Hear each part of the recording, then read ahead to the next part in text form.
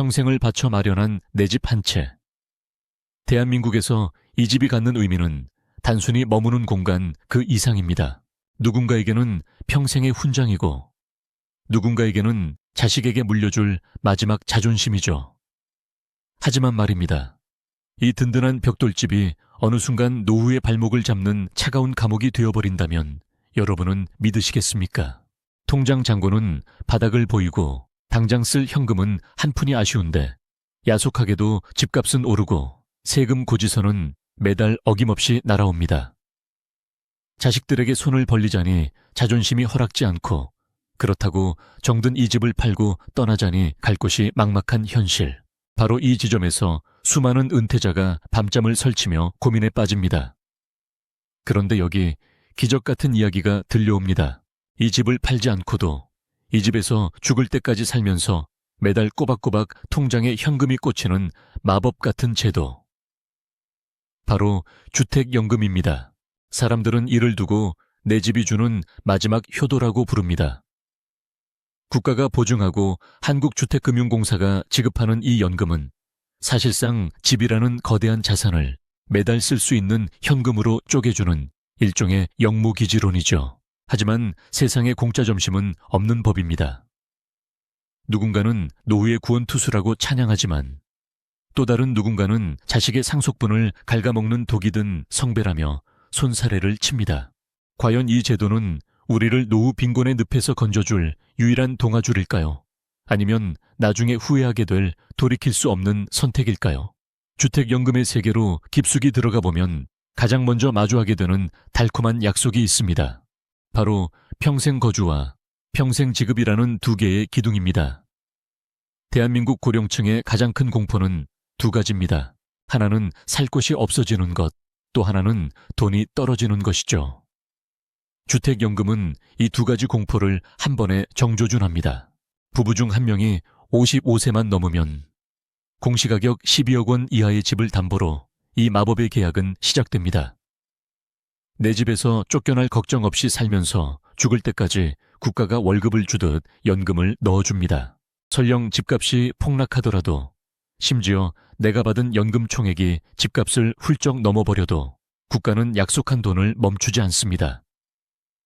남으면 자식에게 돌려주고 모자라도 더 청구하지 않는다는 비소구 원칙. 이보다 완벽한 노후 보장책이 어디 있을까 싶을 정도입니다. 하지만 말입니다. 이 화려한 겉모습 뒤에 숨겨진 차가운 계산기 소리가 들리시나요? 주택연금을 신청하는 그 순간 당신의 집은 더 이상 단순한 내 집이 아닙니다. 은행과 국가가 정교하게 설계한 금융상품의 담보물이 되는 것이죠. 가입하는 즉시 집값의 1.5%라는 결코 적지 않은 돈이 초기 보증료라는 이름으로 빠져나갑니다. 5억 원짜리 집이라면 앉은 자리에서 7월에 50만 원이 사라지는 셈이죠. 여기서 끝이 아닙니다. 매달 받는 연금에는 복리 이자가 붙습니다. 내가 받는 돈이 늘어날수록 내가 갚아야 할 빚의 덩어리는 눈덩이처럼 불어납니다. 시간이 흐를수록 자식에게 물려줄 집의 가치는 야금야금 깎여 내려가고 있는 것입니다. 그뿐만이 아닙니다.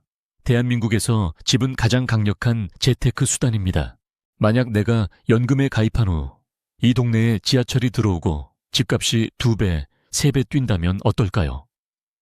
안타깝게도 당신이 받는 연금액은 가입 당시의 집값에 고정되어 있습니다. 이웃집 집값이 올라 웃음꽃이 필 때 연금 가입자는 가슴을 치며 후회할지도 모릅니다. 그렇다고 해지하자니 그동안 낸 보증료와 복리 이자가 발목을 잡습니다. 결국 주택연금은 노후의 평안을 위해 미래의 시세 차익을 포기하는 거대한 도박일지도 모릅니다. 지금 이 순간에도 수많은 퇴직자가 주택금융공사 창구 앞에서 망설이고 있습니다. 이걸 하면 정말 편안한 노후가 보장될까? 아니면 자식들에게 원망을 듣게 될까? 이 질문에 답하기 위해서는 주택연금의 장점과 단점, 그 이면에 숨겨진 8단계의 진실을 아주 냉정하게 분석해 봐야 합니다. 과연 내 집으로 받는 평생 월급은 축복일까요? 아니면 정교하게 설계된 굴레일까요? 이제 그 베일을 하나씩 벗겨보겠습니다. 자, 이제 첫 번째 문을 열고 들어가 보겠습니다. 여러분이 가장 먼저 마주하게 될 사실은 이 제도가 지닌 놀라울 정도의 견고함입니다. 국가가 망하지 않는 한 끊이지 않는 돈줄. 그것이 주택연금의 첫 번째 얼굴입니다. 하지만 그 이면에는 우리가 외면하고 싶었던 차가운 금융의 논리가 숨어 있습니다. 우선 안정성이라는 방패를 살펴볼까요? 대한민국에서 노후를 맞이한 이들에게 가장 무서운 시나리오는 무엇일까요? 그것은 바로 내가 가진 돈보다 내가 더 오래 사는 것입니다. 100세 시대라는 축복이 누군가에게는 재앙으로 다가오는 이유죠. 하지만 주택연금은 이 불확실한 미래에 종지부를 찍습니다. 부부 중 한 명이 먼저 세상을 떠나도 남은 배우자가 눈을 감는 그날까지 단 한 푼의 감액 없이 연금이 지급됩니다. 집값이 곤두박질치고 금융위기가 닥쳐와도 한국주택금융공사가 보증하는 이 약속은 결코 깨지지 않습니다. 심리적 안정감이라는 측면에서 보면 이보다 더 단단한 노후의 요새는 없을 것입니다. 하지만 이 요새에 입성하기 위해서는 반드시 치러야 할 통행료가 있습니다. 많은 가입자가 계약서를 작성할 때 미처 실감하지 못하는 부분, 바로 초기 보증료입니다. 여러분의 집이 10억 원이라고 가정해 봅시다. 가입하는 순간 여러분의 눈앞에서 1,500만 원이라는 거액이 사라집니다. 내 손에 쥐어지는 돈이 아니라 보증을 서주는 대가로 공사가 떼어가는 수수료죠. 여기서 끝이 아닙니다. 매달 연금을 받을 때마다 연 0.75%의 연보증료가 추가로 붙습니다. 이것은 마치 구멍난 항아리에 물을 붓는 것과 같습니다. 내가 받는 연금액이 커질수록 내가 갚아야 할 보증료의 누적액도 기하급수적으로 늘어납니다. 더욱 무서운 것은 복리의 마법이 나를 향해 칼끝을 겨눈다는 사실입니다. 주택연금은 엄밀히 말해 대출입니다. 매달 받는 연금은 내가 빌린 돈이고 거기에는 매달 이자가 붙습니다. 그런데 이 이자가 단순히 원금에만 붙는 게 아닙니다.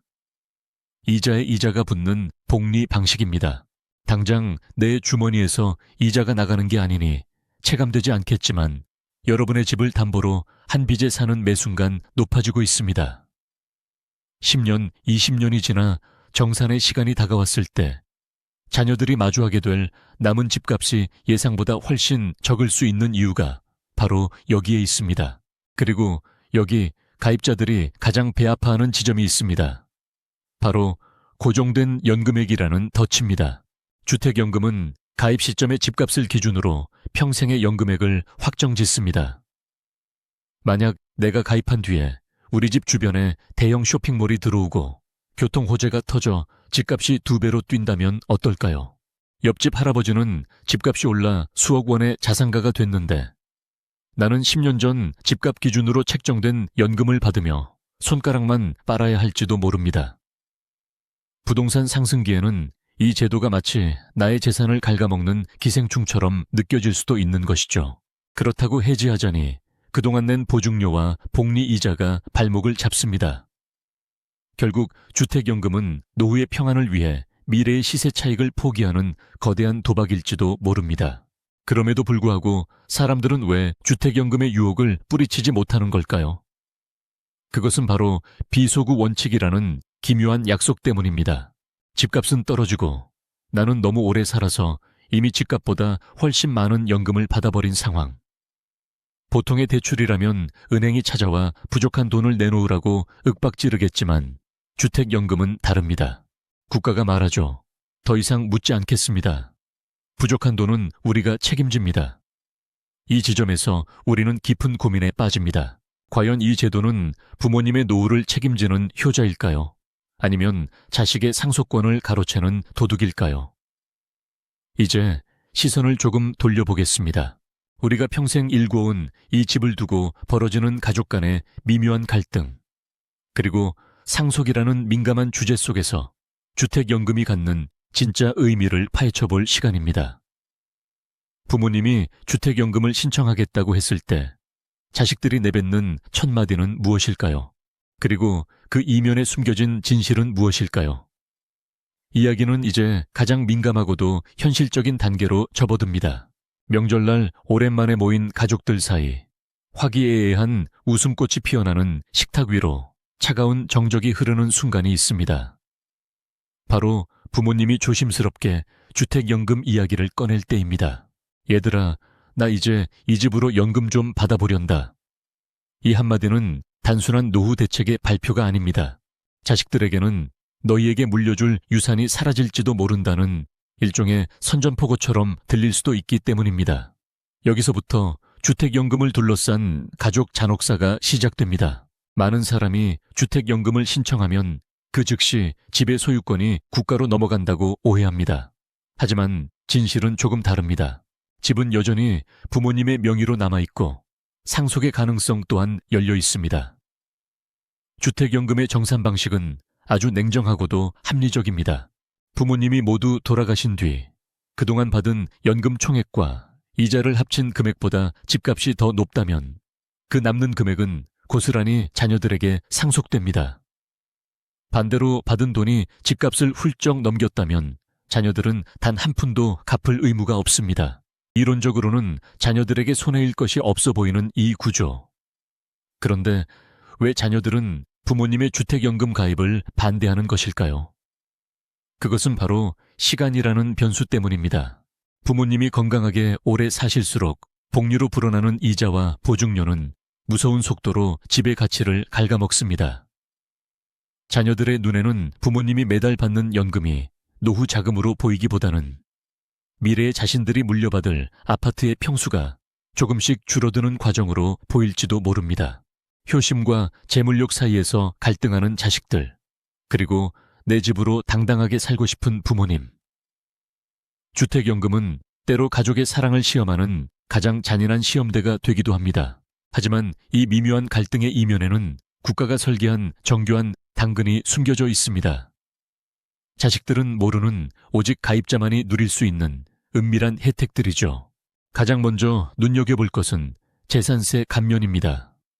공시가격 5억 원 이하의 주택이라면 재산세의 25%를 깎아줍니다. 매년 꼬박꼬박 나가는 세금을 줄여준다는 것. 고정 수입이 없는 은퇴자들에게는 가뭄의 단비와 같습니다. 그뿐만이 아닙니다. 연금대출 이자에 대한 소득공제 혜택도 존재합니다. 비록 당장 내 주머니에서 이자가 나가는 것은 아니지만 세법상으로는 연간 200만 원 한도 내에서 이자 비용을 공제해줍니다. 이는 종합소득세나 다른 세금을 정산할 때 유리하게 작용하죠. 국가가 집을 담보로 노후를 스스로 책임지라고 등을 떠밀면서 동시에 그 과정에서 발생하는 비용을 조금씩 덜어주는 셈입니다. 주택연금 가입자가 늘어날수록 대한민국 사회의 부의 대물림 지도는 어떻게 변하게 될까요? 부모의 집을 물려받아 자산을 증식하던 시대는 이제 종말을 구하는 것일까요? 주택연금이라는 제도는 단순히 한 개인의 노후 선택을 넘어 대한민국 가족 구조와 상속 문화를 근본적으로 뒤흔들고 있습니다. 이제 이야기는 더 깊은 곳으로 향합니다. 주택연금 가입자가 반드시 마주하게 될 또 다른 제약, 바로 재산권 행사의 족쇄에 대한 이야기입니다. 내 집인데 내 마음대로 할 수 없는 상황들, 그리고 그 안에서 벌어지는 예상치 못한 돌발 상황들. 주택연금을 신청하기 전 당신이 반드시 알아야 할 불편한 진실의 다음 장을 넘겨보겠습니다. 이 집은 과연 끝까지 당신의 안식처가 되어줄 수 있을까요? 아니면 거대한 금융의 톱니바퀴 속에서 당신의 선택권을 앗아가는 족쇄가 될까요? 내 집 거실 소파에 앉아 창밖을 바라봅니다. 평생을 일궈낸 이 공간, 벽지 하나부터 문고리 하나까지 내 손때가 묻지 않은 곳이 없습니다. 그런데 어느 날 문득 깨닫게 됩니다. 내가 이 집의 주인이라고 생각했는데 사실은 보이지 않는 거대한 사슬에 묶여 있다는 사실을 말입니다. 주택연금이라는 계약서에 도장을 찍는 순간 내 집이라는 단어의 정의는 완전히 뒤바뀌기 시작합니다. 가장 먼저 맞닥뜨리는 차가운 현실은 바로 실거주 의무라는 족쇄입니다. 주택연금은 기본적으로 내가 그 집에 살고 있다는 전제에 지급되는 돈입니다. 만약 내가 몸이 아파서 혹은 자식들의 권유로 집을 오랫동안 비우게 된다면 어떻게 될까요? 1년 이상 집을 비우게 되면 연금 지급이 중단될 수 있다는 서늘한 경고가 날아듭니다. 내가 내 돈을 들여 산 집인데 집을 비울 권리조차 국가의 허락을 받아야 하는 기묘한 상황이 벌어지는 것이죠. 요양원에 입소하거나 병원에 장기 입원하는 등 어쩔 수 없는 사유가 있다면 예외를 인정해주기도 하지만 그 과정 역시 복잡한 증빙과 절차를 거쳐야만 합니다. 더욱 당혹스러운 것은 공간의 활용입니다. 아이들이 출가하고 텅 빈 방들, 그 남는 방을 전세나 월세로 놓아 생활비에 보태고 싶다는 생각은 누구나 할 수 있습니다. 하지만 주택연금 가입자에게 이는 결코 쉬운 일이 아닙니다. 주택금융공사는 여러분의 집에 이미 1순위 근저당권을 설정해 두었습니다. 만약 여러분이 세입자에게 보증금을 받고 방을 내어준다면 나중에 집을 정산할 때 그 보증금을 돌려주는 문제로 공사와 세입자 사이에 복잡한 법적 다툼이 생길 수 있기 때문이죠. 결국 보증금이 있는 전세나 반전세는 아예 불가능하고 오직 보증금 없는 순수 월세 형태만 제한적으로 허용됩니다. 내 집에 남는 공간조차 내 마음대로 수익화할 수 없다는 것. 이것이 주택연금이 가진 재산권 행사의 명확한 한계입니다. 그렇다면 이사를 가고 싶을 때는 어떨까요? 공기가 좋은 시골로 내려가고 싶다거나 자식들 근처로 옮기고 싶다는 소박한 소망 말입니다. 다행히 주택연금은 이사가 가능합니다. 담보주택 변경이라는 제도를 통해서 말이죠. 하지만 여기에도 함정은 숨어 있습니다. 새로 이사할 집의 가격이 기존 집보다 낮다면 그 차익만큼 연금 대출금을 일부 상환해야 하거나 매달 받는 연금액이 줄어들 수 있습니다. 반대로 더 비싼 집으로 이사를 간다면 연금액을 올릴 수도 있겠지만 그 과정에서 발생하는 각종 수수료와 복잡한 서류 작업은 고스란히 가입자의 몫입니다. 이사 한 번 가는 것도 국가와 은행의 눈치를 보며 정교한 계산기를 두드려야 하는 피곤한 일이 되어버리는 것입니다. 사람들은 말합니다. 주택연금은 내 집을 담보로 받는 연금이라고.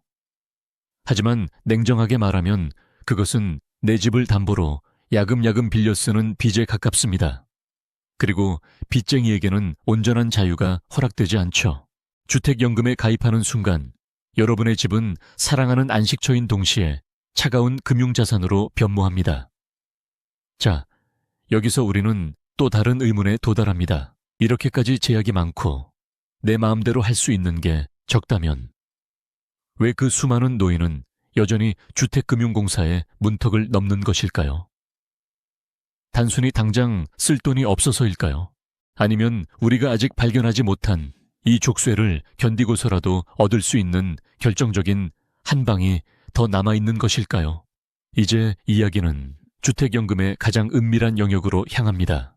바로 집값 하락이라는 재앙이 닥쳤을 때 벌어지는 반전의 드라마입니다.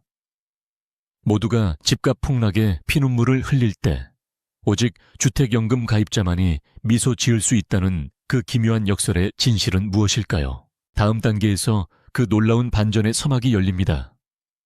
대한민국 국민에게 집은 곧 목숨과도 같습니다. 자산의 70% 이상이 부동산에 묶여 있는 나라. 그런데 말입니다. 만약 우리가 그토록 믿어 의심치 않았던 부동산 불패의 신화가 깨지는 순간이 온다면 어떨까요? 아파트 단지마다 매물이 쌓이고 어제보다 오늘 가격이 더 떨어지는 서늘한 공포가 시장을 덮칠 때 사람들은 비명을 지르며 탈출구를 찾기 시작합니다. 그런데 이 아수라장 속에서 마치 폭풍우 속의 등대처럼 고요하게 평화를 누리는 사람들이 있습니다. 바로 주택연금이라는 안전벨트를 미리 메어둔 가입자들입니다. 여기서 우리는 주택연금이 가진 가장 기묘하고도 강력한 반전의 드라마를 마주하게 됩니다. 보통의 대출이라면 담보 가치가 떨어질 때 은행에서 연락이 오기 마련입니다. 담보를 더 내놓으라거나 대출금을 일부 갚으라는 독촉장이 날라오죠. 하지만 주택연금의 세계에서는 정반대의 현상이 일어납니다. 집값이 반토막이 나든 시장이 아예 얼어붙든 가입자가 받는 연금액은 단 1원도 줄어들지 않습니다. 가입 당시 결정된 그 금액 그대로 죽는 날까지 꼬박꼬박 입금됩니다. 이것이 바로 주택연금을 노후의 가장 강력한 보험이라 부르는 진짜 이유입니다. 생각해 보십시오. 10억 원이었던 내 집이 경제 위기로 5억 원이 되었다고 가정해 봅시다. 일반적인 집주인이라면 자산이 증발하는 고통에 밤잠을 설칠 것입니다. 하지만 주택연금 가입자는 이미 10억 원 가치에 해당하는 연금을 평생 받기로 국가와 약속을 끝낸 상태입니다. 집값이 떨어질수록 가입자는 국가를 상대로 거대한 수익을 올리는 승자가 됩니다. 남으면 돌려주고 모자라도 청구하지 않는다는 그 원칙이 시장의 재앙 앞에서는 가장 강력한 방패가 되어 가입자를 보호하는 것입니다. 하지만 이 달콤한 승리 뒤에는 또 다른 심리적인 전쟁이 기다리고 있습니다. 집값이 떨어질 때는 주택연금이 구세주처럼 느껴지지만 반대로 집값이 미친 듯이 치솟는 상승기에는 이 제도가 세상에서 가장 잔인한 족쇄로 변하기 때문입니다. 옆집 아파트가 몇 척씩 올랐다는 소식이 들려올 때 나의 연금액은 여전히 10년 전 수준에 멈춰 있다면 그 박탈감을 견딜 수 있는 사람이 몇이나 될까요? 그때 가입하지 말고 조금 더 버텼어야 했는데 라는 뒤늦은 후회가 가슴을 짓누르기 시작합니다. 결국 주택연금은 미래의 대박을 포기하는 대신 내일의 폭망을 막아내는 거대한 도박인 셈입니다. 더욱 흥미로운 점은 이 제도가 가진 중도 해지의 높은 문턱입니다. 뒤늦게 집값이 올라 연금을 해지하고 집을 팔고 싶어도 그동안 받은 연금액은 물론이고 복리로 쌓인 이자와 처음에 냈던 거액의 초기 보증료까지 모두 토해내야 합니다. 게다가 한번 해지하면 향후 수년간 재가입이 제한되는 징벌적 조항까지 기다리고 있죠. 한번 발을 들이면 사실상 끝까지 가야 하는 외통수. 이것이 주택연금이 가입자에게 요구하는 무거운 책임의 무게입니다. 자, 이제 우리는 주택연금의 장단점을 넘어서 더 본질적인 질문을 던져야 합니다. 이 제도는 단순히 개인의 노후를 구제하는 수단일까요? 아니면 국가가 고령화 사회에 폭탄을 잠재우기 위해 설계한 정교한 금융 시스템일까요? 우리가 집이라는 자산에 집착하는 동안 국가는 이 제도를 통해 무엇을 얻으려 하는 것일까요?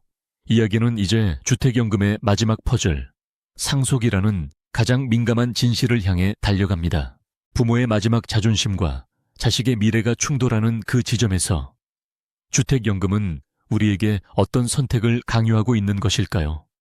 평생 일궈온 내 집을 국가에 맡기고 받은 그 월급의 마지막 정산서는 과연 누구의 손에 쥐어지게 될까요? 그 서늘하고도 현실적인 마지막 계산법을 공개합니다.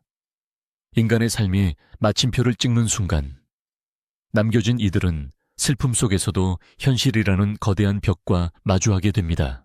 장례 절차가 끝나고 고인이 머물던 빈집에 들어섰을 때 자녀들이 가장 먼저 손에 쥐게 되는 것은 추억이 깃든 앨범이 아니라 한국주택금융공사에서 날아온 한 장의 통지서일지도 모릅니다. 이제껏 부모님의 노후를 든든하게 지켜주었던 주택연금이 이제는 차가운 숫자로 환산되어 그 정체를 드러내는 정산의 시간이 도래한 것입니다. 주택연금의 마지막 페이지는 이렇듯 지극히 사무적이고도 냉정합니다. 국가와 맺었던 계약은 부부가 모두 세상을 떠나는 그날 종료됩니다. 그리고 그동안 부모님이 매달 받았었던 연금액, 가입 당시 냈던 수천만 원의 보증료, 그리고 매달 눈덩이처럼 불어난 복리 이자까지 전부 합산된 최종 청구서가 발행됩니다. 자녀들에게 주어진 선택지는 단 두 가지입니다. 그동안 쌓인 빚을 한꺼번에 갚고 집을 온전히 상속받느냐, 아니면 공사가 집을 처분해 빚을 갚도록 내버려 두느냐 하는 것이죠. 여기서 자녀들은 큰 충격에 빠지곤 합니다. 부모님이 매달 200만 원씩 15년을 받으셨으니 대충 3억 6천만 원 정도겠지라고 생각했다면 오산입니다. 이자의 무서움은 여기서 발동합니다. 연금 지급된 첫 달부터 마지막 날까지 모든 금액에 복리가 붙어 있습니다. 15년 전에 100만 원은 이제 더 이상 100만 원이 아닙니다. 이자가 원금을 잡아먹고 그 이자가 다시 이자를 낳는 괴물이 되어 집값의 상당 부분을 잠식하고 있을 가능성이 큽니다. 자녀들이 물려받을 줄 알았던 아파트 한 채라는 유산은 정산서를 받아든 순간 한 줌의 현금으로 쪼그라들거나 심지어 영원히 되어 있을 수도 있습니다. 이것이 바로 전문가들이 말하는 상속의 종말입니다. 과거 대한민국에서 집은 대를 이어 물려주는 가문의 자산이었습니다. 부모는 허리띠를 졸라매의 집을 사고 자식은 그 집을 물려받아 자산의 기반을 닦았죠. 하지만 주택연금은 이 전통적인 사슬을 과감히 끊어냅니다. 내 집은 내가 다 쓰고 간다는 철학이 금융 시스템으로 구현된 결과입니다. 부모 세대에게는 이보다 더 당당한 독립이 없겠지만 자식 세대에게는 부모의 집이 더 이상 자신의 미래를 보장해줄 안전장치가 아님을 깨닫는 뼈아픈 계기가 됩니다.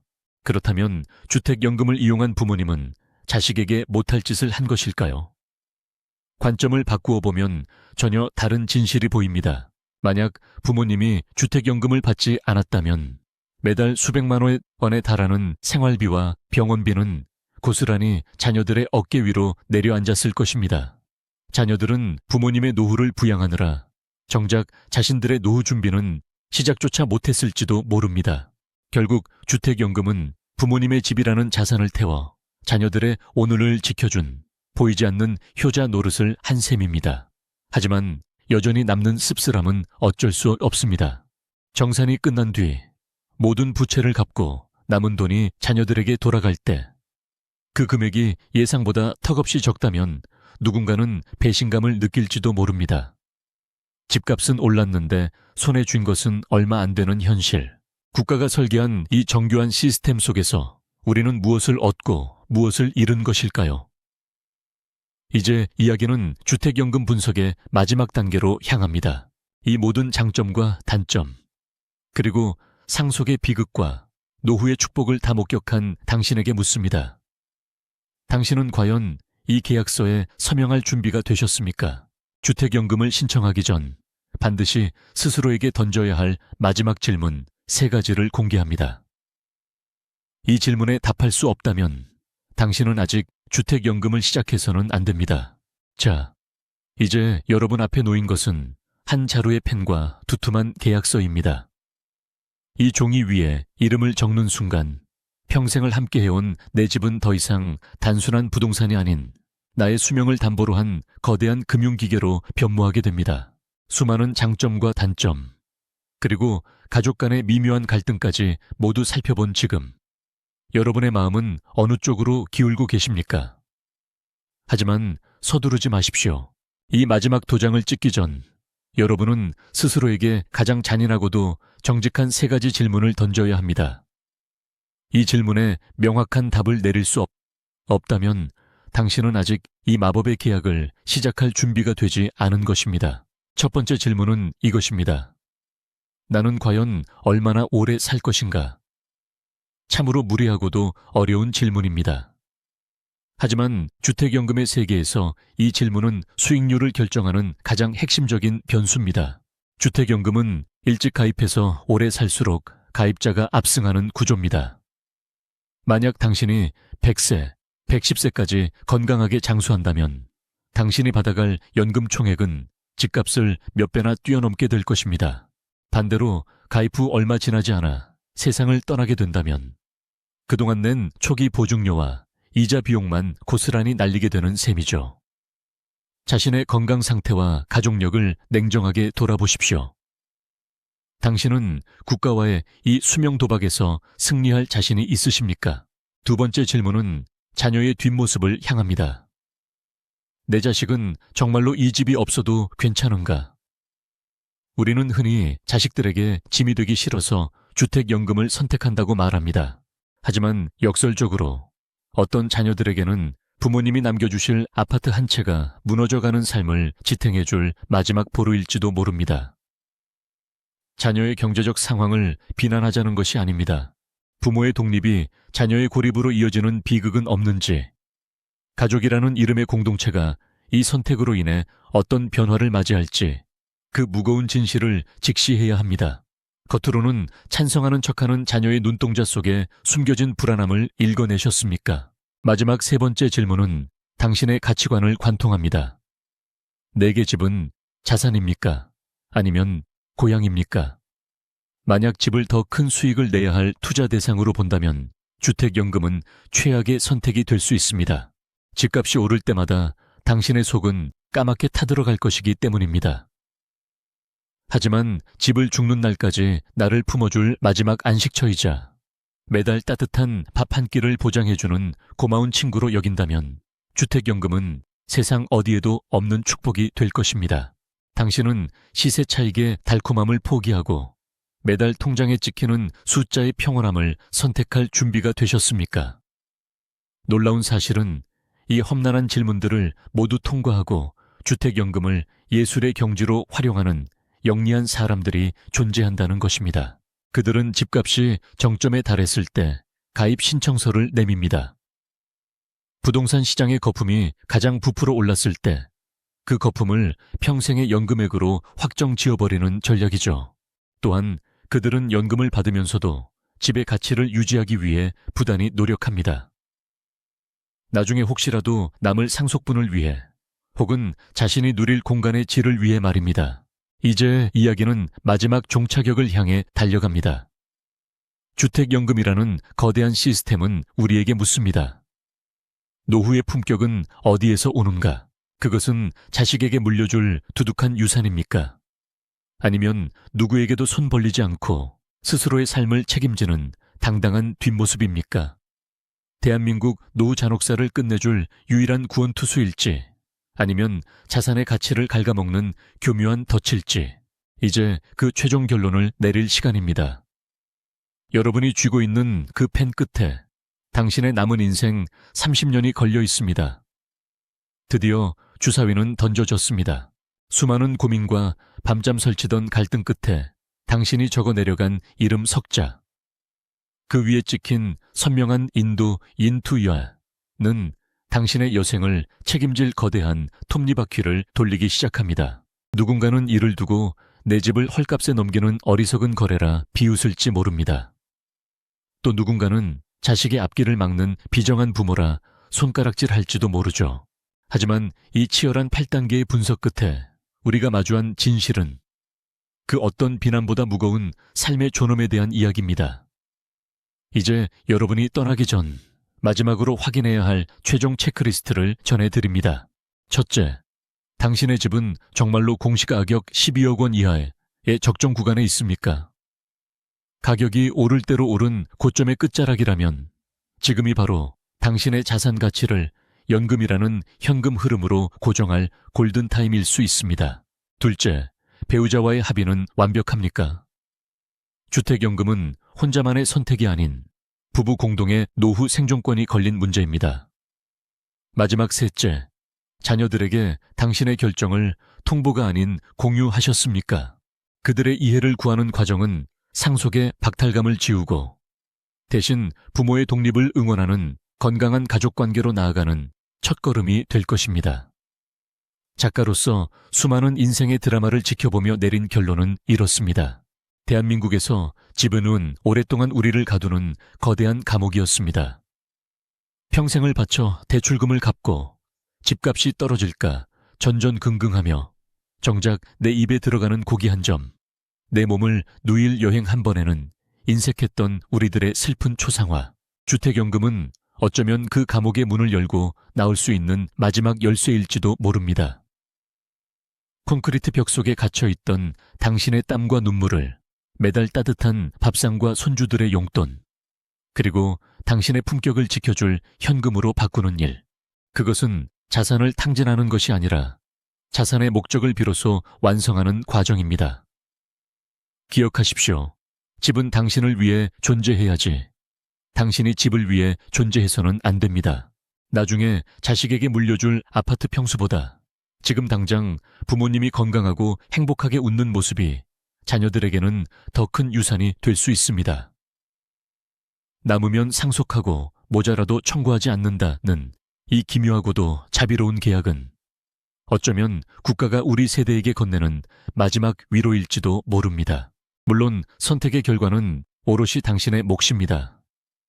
복리의 이자가 집값을 갉아먹는 소리에 가슴이 시릴 수도 있고 집값 상승 뉴스에 밤잠을 설칠 수도 있습니다.